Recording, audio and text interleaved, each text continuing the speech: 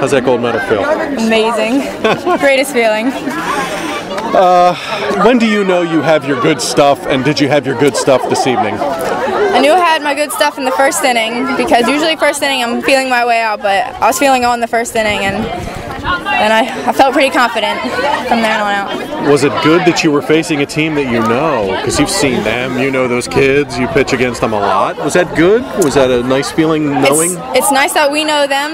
It's very nice knowing all their strengths and weaknesses, but then at the same time it's not so nice that they know everything about us too. We played each other so many times, we know each other's strengths and weaknesses, but it definitely feels good having the upper hand, knowing what their strengths and their weaknesses are. Okay. Have you been following them and kind of hoping secretly in the back of your head that you would get to play them in a district final, perhaps somewhere along the way? Yeah, we wanted them since the league finals. We've been wanting them here, so this is just the greatest feeling to be able to come back and get them here. Okay. Talk about your relationship with Katie and how she's calling a game and how coaches are calling a game. Are you shaking her off ever? Are you guys usually on the same page? What's that relationship like? Well, Tim Prophet and I, he calls the pitches, and we have a great relationship. I trust him with everything, and we have the same mindset. So he's usually the pitch that I want to call is usually the pitch he calls. So we have that telepathy. Okay. And then Kate and I, we work great together. We're very calm and focused in every pitch. So it's great. You guys thinking about no hitters ever? No, never. Do you know the situation and they got hit yet and it's the fifth inning and? Nope, I never think about that, because the minute I do, that's when they get a hit. Okay. Or the minute someone says something. Okay. But no, I just stay focused, and I try not to think about that. And if it happens, it'll happen. Okay. They had the one inning, loaded the bases, got a run. I know there was an error there, and you can't control that. Do you panic there, or you just stay confident, make your pitches, and rely on your defense to get you out of it? Definitely don't panic. I stay very calm, trying, knowing softball is a mental game, just try and stay focused on what I can do and trust my defense that we've been working so hard lately on all the things that we can do. So I trust my defense and I trust what I can do. So just stay focused and stay calm. Okay. How nice is it when you get a lead and you're pitching 1-0, 2-0, 3-0, whatever it was? Is that a confidence booster for you when you know you have a lead going out there? Definitely that's a confidence booster, but that just makes me, I feel like it makes me focus more, because I don't want to lose that. It's so important to keep that lead there, and it just makes me focus, so I want to keep it and then get more runs, more at-bat. One thing I'm curious about, and I have not asked any pitchers this spring, they moved the slab back 3 feet. How's that affected you? You've been through pretty much a whole season now. Give me your opinion on how that's going with the mound being back 3 feet. Well, for me, since I'm not a power pitcher, I don't throw it that hard, but I have a lot more movement. So the 3 feet helps me. It helps the ball get more movement on it. Gets more it gets more revolutions on the ball. So it just helps more movement. And then, so it may not be as many no hitters or as many strikeouts, but it's more contact to our infield, so that we can get the outs and make the plays. And you guys made a couple of awesome plays tonight. Ginder made a sweet play at short. Yeah, she did. I know there was a play at third that was great. Do you tip your cap to those guys when they're making plays like that behind you? I love them. We go in the dugout and I give them the biggest hug and say thank you so much. You have a pitching coach? Yes, I do. Tell me about that person and how they help you.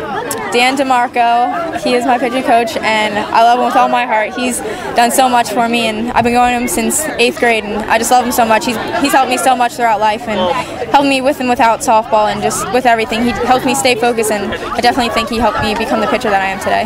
Good answer. Where was this at on your goal list? I guess you want to win your section first, but was there a point this season where you guys kind of thought, we might be able to win the district title if we kind of hang together?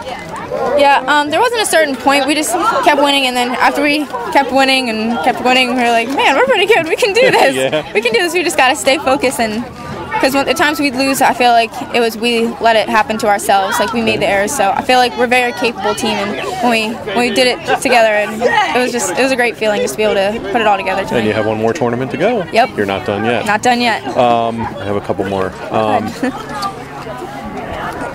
Not a particularly fun school year for you guys. You lost some friends, yeah. And that was awful. How has that affected your group, your team? I'm sure you were friends with all those guys. Has that motivated you at all? Do you think about those guys? Do you use that as motivation? we definitely think about them all the time. Those guys were very close to a bunch of the girls on our team, and we made shirts in memory of them, and we're always thinking about them, and it's motivation. We just want to keep Manheim alive because we know that they would do the same, and it's definitely hard, but I feel like if anything, it's brought us closer together, and it's given us a lot of deep respect for one another and help us move along and keep our communication going on. Okay.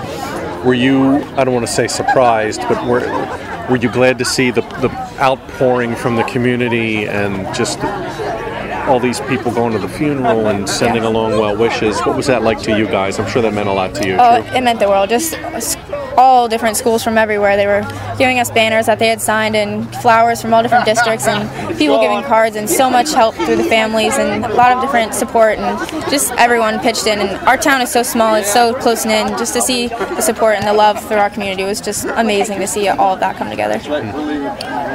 College stuff, what are you doing? I am going to IUP on a softball scholarship, so I'll be pitching there. I'm very excited. Okay.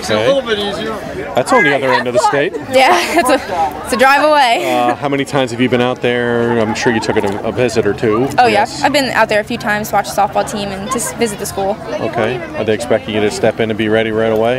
Yeah, they're losing their senior starter pitcher. They're losing this year, so they have a sophomore pitcher right now, and hopefully I'll be moving in and get some time in there next year pitching. Okay. Pitching in this league, LL, and this district, and the competition you face, now that you've been to an LL final and won a district title, what's the competition like this around here, and how has that prepped you for what you do for what's next?